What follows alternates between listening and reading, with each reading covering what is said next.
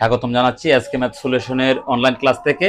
আজকে আমি একটি মজার বিষয় নিয়ে আলোচনা করব যে এই ধরনের অঙ্কগুলো প্রায়ই আমাদের পরীক্ষায় আসে এবং আমরা এগুলা করতে অনেক সময় বিড়ম্বনার শিকার হই বা সময় বেশি যায়।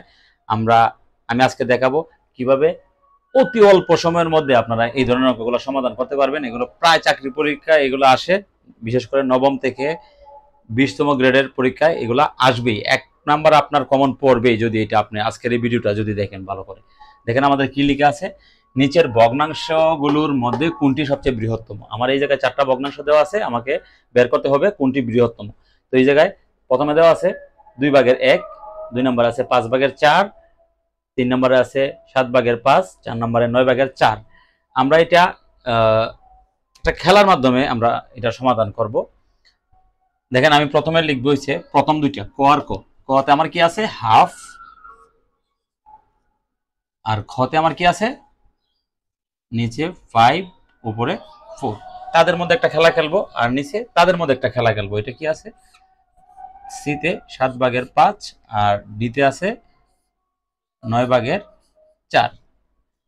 এই জায়গায় খেলার মধ্যে যে জিতবে আর এই জায়গায় খেলার মধ্যে যে জিতবে তাদের মধ্যে আমি আবার একটা খেলা খেলবো। এইভাবে আমরা খুব অল্প সময় ইয়ে করবো। দেখেন আমি আর যদি গুণ দিই, এই দুইটা গুণ দিলে আমার হচ্ছে 5 একে 5, এই জায়গায় গুণ দিলে আমার হচ্ছে 4 দুগুণে 8।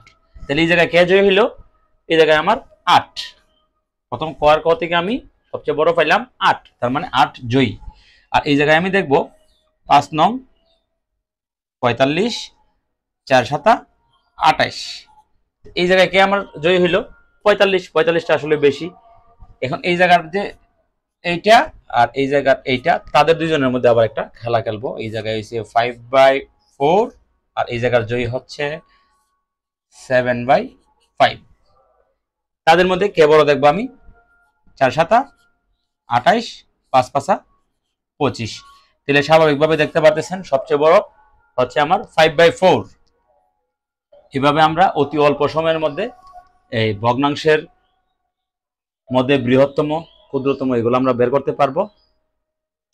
এবং প্রায় চাকরির পরীক্ষায় এগুলো আসে, প্রতিটি চাকরির পরীক্ষায় এই ধরনের আপনি একটি অঙ্ক পাবেন।